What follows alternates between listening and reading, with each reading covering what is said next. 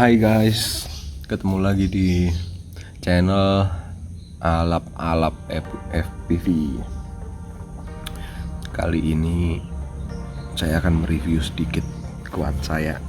Ada beberapa quad, ada dua quad yang saya pakai. Ini ada 5 inch sama yang ini benar 7 inch. Sedikit. Jadi ini quad 5 in saya yang biasanya saya upload itu. Ini speknya sih sebenarnya biasa-biasa aja, nggak yang wow banget ya. Penting GoPro masih pakai GoPro 5 yang biasa saya pakai buat ngerekam. Ini lengkap sama anti filter, ini wajib sih sebenarnya, supaya kalau saya sih bukan buat ngilangin cilo, tapi untuk agar supaya sinematik dikit gitu, frame per secondnya biar bagus gitu. Ini lengkap dari ND4 8 16 kak, 16 nya pecah nih, 16 sama 32. 16 nya ini harus ganti lagi nih, aku punya pecah sama punyanya GoPro juga sama pecah juga, nanti beli lagi, harus jajan lagi. Anti filter pecah karena crash kemarin. Nah untungnya GoPro nya nggak apa-apa, cuman kacanya doang. Nah ini kemarin 3D print ini dari yang punya frame, Om Sotar pesennya. Lumayan sih, lumayan bagus. Yang ini yang kuning ini kuat banget, ini udah jatuh berkali-kali nggak ada masalah. Oke, langsung aja ke motor dulu mungkin ya. Ini motor sebenarnya bekasan motor lama, dulu itu main race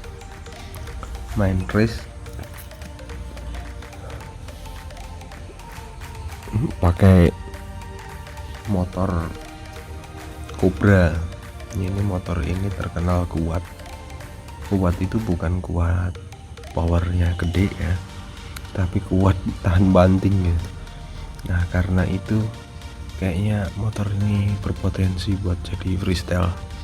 Jadi memang bener kemarin jatuh berkali-kali, nggak ada masalah. Yang paling parah ini jarur ini pas file shift dari ketinggian sekitar 20 meter jatuh ke beton, motornya duluan udah bengkok. Jadi motor ini yang nindih duluan, frame nya nggak apa-apa, tapi ini yang patah. Ini bukan patah sih, ini agak miring dikit, kalau dilihat sini agak miring, nggak fokus ya. Nah ini dia agak miring dikit, tapi masih loncer, masih bagus. Oke, motor ini 2300 kV. Kenapa pakai kV kecil? Sebenarnya sih kV itu semakin kecil kan hitungannya ada sendiri lah. Mau pakai plate yang gede apa yang kecil itu kan tergantung kV juga, macam-macam. Nanti ada tutorial tambahan untuk menentukan kV. Kemudian ini protektor ya. Protektor ini fungsinya kalau ini nanti kena pohon dan bengkok itu nabrak sini, nggak kena kabel. Kalau kena kabel short langsung kebakar ESC nya. Kemudian masuk ke ESC sama FC nya, ini pakai stuck punyanya Mamba F405 FC stuck, sejuta umat ya, hampir semua orang pakai ini karena murah meriah coy, cuman 650.000 udah dapat atas sama bawah ESC sama FC, dan nggak ada masalah sampai sekarang nih. Terus untuk VTX itu pakai AKK FX2 yang lama, yang keluaran pertama dulu, udah lama banget juga nih. Terus antena pakai ORT yang biasa ini, karena jarak juga nggak begitu jauh, saya ambil yang agak panjang ini biar leluasa aja, nggak kehalang sama baterai kalau pas di ini. Oke, terus kamera ini kemarin kamera saya jebol. Ini sebenarnya kamera cadangan, saya pakai CAD-DX kan, yang boxernya hancur, masuk air di dalamnya, kayaknya ini pakai ini. Oke ya, cuman kayak gitu doang. Oke, terus untuk propeller sendiri ini saya pakai punyanya Ethics S5 ya.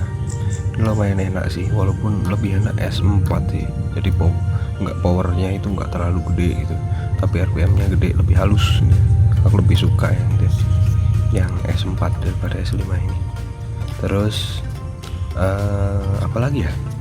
Ada apa di sini? Nggak ada apa-apa di sini. Cuman itu doang. Ini propeller, terus oh iya baterai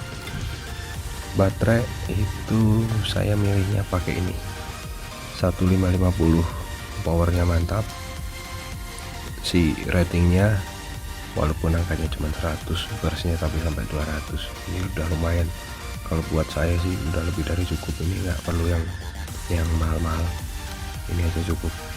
Ini 1500, terbang bisa sampai 4-5 menit pakai ini. Kadang kalau cruising ya bisa 7 menit. Oke, terus kalau yang Infinity ini 2200 ini buat quad satunya.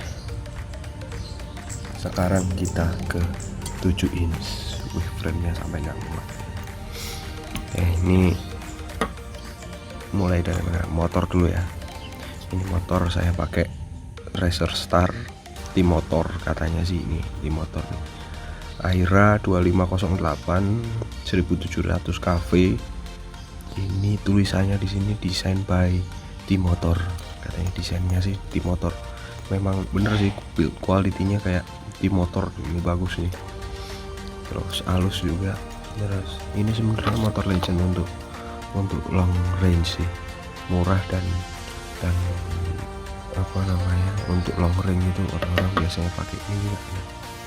Tapi biasanya itu yang terkenal itu yang 1200 yang untuk 6S. Karena saya itu cenderungnya ke baterai yang ini 4S, dan semua baterai saya 4S, nggak ada yang 6S. Saya pilih motor ini. Nanti kalau memang bosen pengen ganti 6S atau baterainya yang 4S sudah pada rusak semua, ganti 6S. Ini sebenarnya benerin cafe itu bisa di rewind ulang sih. Jadi di rewinding. Ada temen yang bisa olah cafe ini 1700 jadi 1200, nanti minta diajarin sama mereka aja kayak gimana coba. Jadi kumparannya yang dirubah isinya. Ini kalau nggak salah itu apa itu namanya, multi strand winding ya. Jadi dia kafenya cukup tinggi. Kalau ada ngaruhnya sih, aku belum begitu ngerti tentang rewinding motor. Nanti coba belajar dulu kayak gimana. Oke, terus propeller sih, dari semua propeller sebenarnya propeller ini yang paling smooth ya hasilnya. Aku pernah nyobain yang Kemfan 2 kali, yang 2 propeller 7 kali 4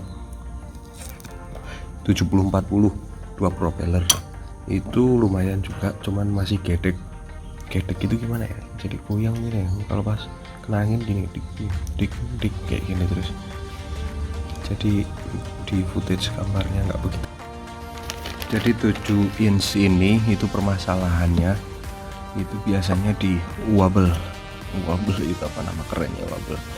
Jadi kayak gedek gini, kayak gedek gini.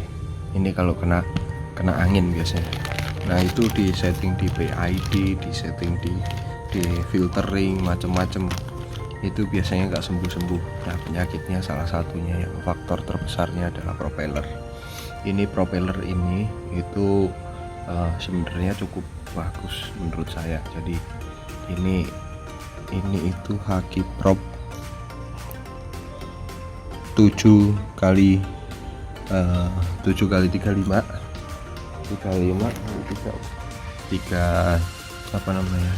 plate. Ini cukup bagus, cuman masih ada wobble dikit, jadi dia masih gedek dikit karena kayaknya sih karena lenturnya ini cukup lentur. kalau dibandingkan ini. Aduh, ini propeller bekas. Saya ada cempen 70 40. Ini walaupun kaku, lebih rigid ya, lebih rigid, tapi dia wobble-nya lebih tinggi karena mungkin profilnya nggak bagus sama balance dari propellernya mungkin kurang bagus ini. Jadi ini lebih parah lagi. Jadi yang direkomendasikan lebih rekomendasi ini daripada ini. Terus saya pernah pakai juga ini jam fan juga, ini jam fan 7042 dua kali. Ini cukup bagus untuk apa namanya, wobble. Jadi dia kaku, tapi dua blade ini bukan yang paling bagus. Ada lagi yang satu lagi itu dual prop. Kalau untuk dual blade itu yang saya rekomendasikan ini guys. Jadi ini itu jam fan 745. Ini cukup bagus, ngelok banget, sama dia nggak geter di pas terbang, nggak geter. Ini cukup bagus. Saya punya satu stok ini. Jadi saya sayang karena ya lumayan sih, 40.000 satu biji, 45.000 mah, 45.000 sebiji itu. Kalau sekali crash ini tuh 7 in, soalnya sensitif banget di sini. Seandainya ada dent dikit gitu aja udah balance-nya kan nggak bagus, sudah itu video udah geter banget rasanya, udah nggak enak banget. Jadi 7 inch ini itu permasalahannya itu biasanya di wobble itu apa nama kerennya, wobble. Jadi kayak gedek gini, ini kalau kena angin biasanya. Nah itu di setting di PID, di setting di filtering macam-macam, itu biasanya nggak sembuh. Nah penyakitnya salah satunya yang faktor terbesarnya adalah propeller. Ini propeller ini itu sebenarnya cukup bagus menurut saya. Jadi ini itu Haki Prop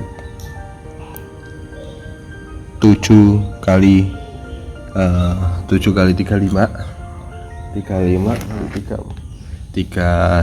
apa namanya, 3 blade. Ini cukup bagus, cuman masih ada wobble dikit, jadi dia masih gedek dikit karena kayaknya sih karena lentur ini ya. Ini cukup lentur nih kalau dibandingkan ini. Aduh, ini propeller bekas ya. Saya ada cempen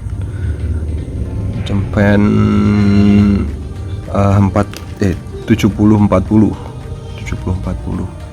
Ini walaupun kaku, lebih rigid ya, lebih rigid, tapi dia wobble-nya lebih tinggi karena mungkin profilnya nggak bagus sama balance dari propellernya mungkin kurang bagus ini. Jadi ini lebih parah lagi. Jadi yang direkomendasikan lebih rekomendasi ini daripada ini. Terus saya pernah pakai juga ini jam fan juga, ini jam fan 7042 dua kali.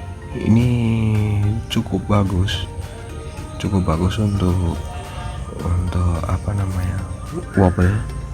Jadi dia kaku, tapi dua blade ini bukan yang paling bagus. Ada lagi yang satu lagi itu dual prop. Itu untuk propeller. Terus kita lanjut lagi ke, aduh ini gimana kameranya ya, agak susah ya. Mungkin gini. Ini jadi untuk steknya masih sama kayak yang 5 inch. Saya pakainya itu Mamba F405. Udah, karena alasannya karena apa? Karena murah, yang paling murah. Jadi ini kuat, ini saya bikin gimana caranya semurah mungkin dengan seoptimal mungkin lah ininya. Kemudian untuk VTX nya itu di sini saya pakai sebentar. kelihatan juga ya. Ini AKK Range Ranger. Ini sebelumnya saya pakai FX DVR Ultimate itu ya. DVR Ultimate itu kayaknya karena terlalu lama saya pakai dan beberapa kali itu kabelnya putus, nggak ketahuan, jadi nggak tahu kenapa gitu kan. Nah, apa namanya, videonya itu baru paling 20 meter 10 meter gitu udah nggak karu-karuan, videonya jelek banget gitu kan. Nah itu ternyata baru ketemu antenanya putus. Nah, padahal kalau VTX ini nggak pakai antena pasti dia cepat panas dan pasti melemah ininya, kekuatannya nggak kayak kalau rutin kita pakai terus. Makanya jaraknya kemarin itu baru sekitar sekilo 2 kilo itu udah perpet nggak enak. Nah, kalau apa namanya si ini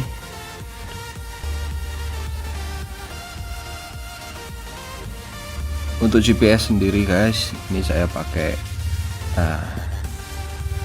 HGLRC. Ini GPS lama banget, ini saya beli udah lama banget, cuman nggak kepake-pakai, baru sekarang kepake. Ini HGLRC yang versi pertama dulu. Ini ternyata cuy, ini HGLRC itu cukup bagus.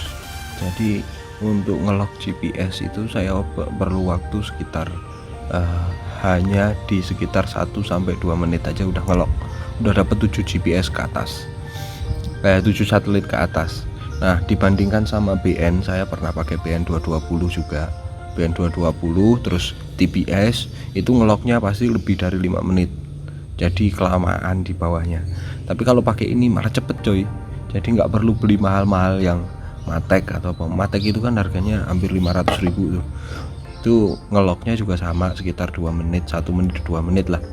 Nah pakai ini cukup bagus juga, apalagi kalau kalau udah pernah ngelok di suatu tempat gitu kan, misalkan udah ngelok di sini gitu kan, itu kita colok paling 10-30 detik udah dapat satelit yang banyak, 30 juga. Jadi ini recommended sih, cuman yang sekarang kayaknya udah gak ada ini barangnya. Ini HGLRC untuk GPS yang untuk versi yang pertama.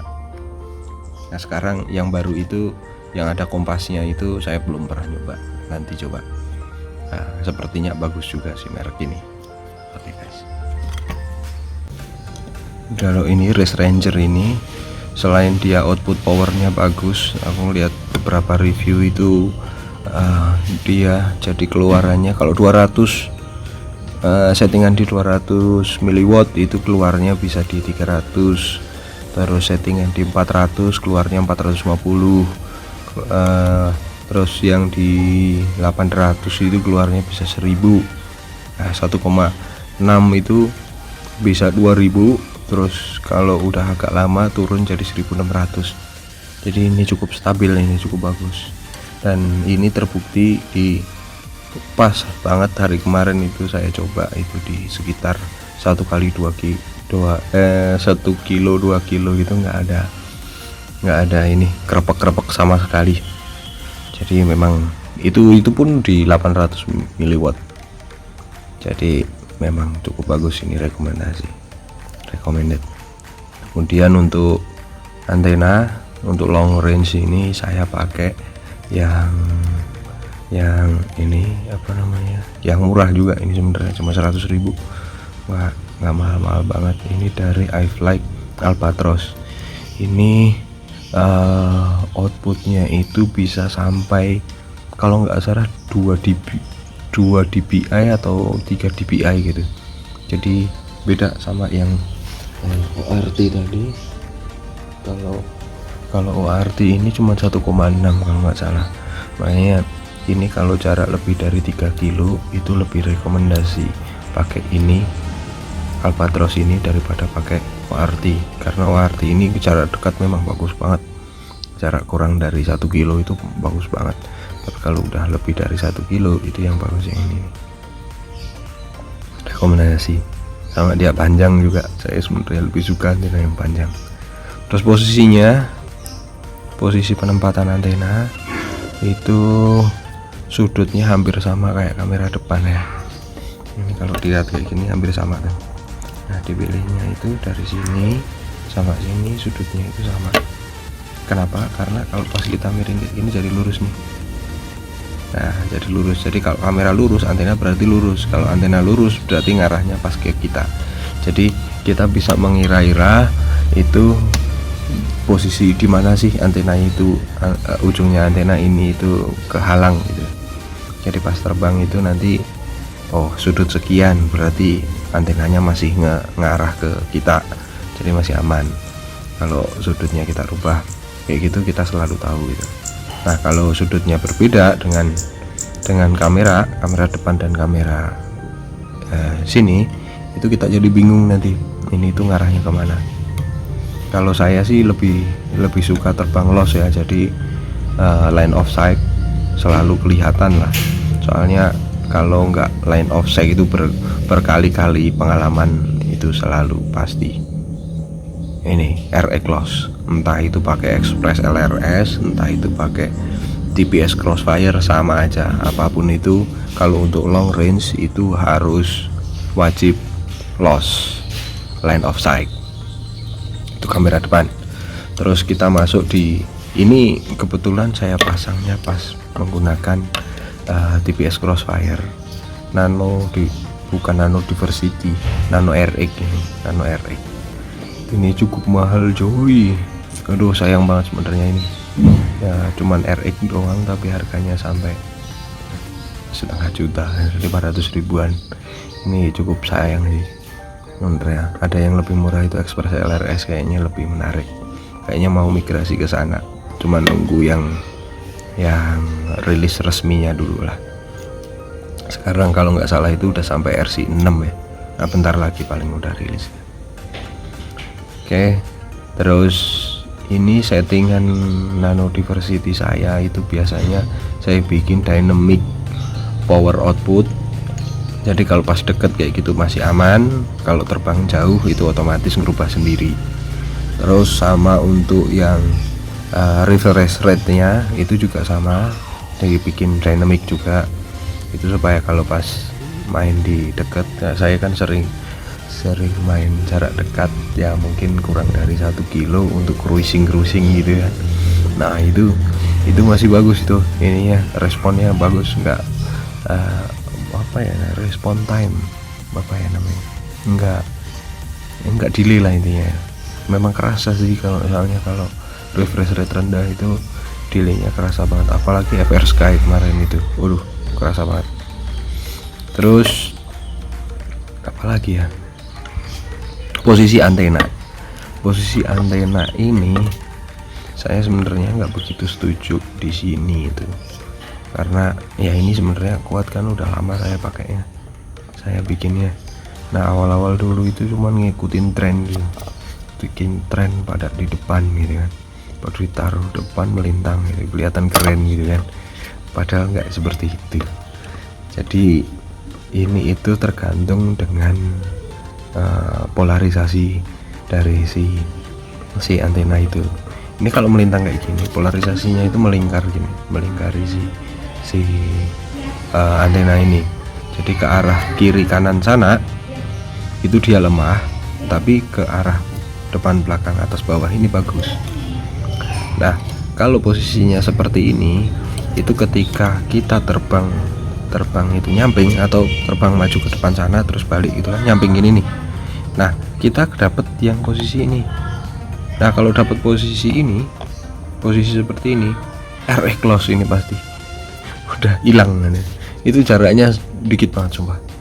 Makanya sebenarnya yang paling bagus itu tetap pakai Diversity double. Jadi untuk ngakali yang kayak gini tadi, kasus ketika kita belok itu ada satu antena lagi yang berdiri, bisa ditaruh di belakang sini, berdiri seperti ini, jadi tetap ketangkep yang satunya yang belakang yang aktif, bukan yang depan nggak aktif. Tapi kalau pas maju ke depan kayak gini, ini kan yang paling kuat, ini yang aktif kayak gitu.